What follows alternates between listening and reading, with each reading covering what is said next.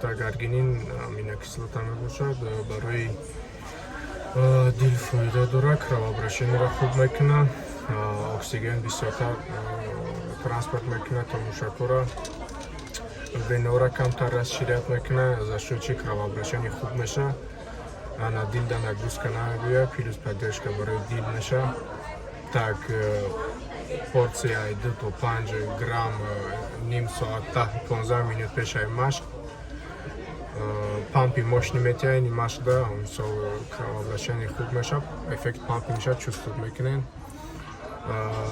Плюс транспорти питательни вещества барои мушакҳо хубтар мешавад и антидексантни свойства дорад, то есть шлакҳоро организм мебарорад, плюс вредни аммиакама организм мебарорад.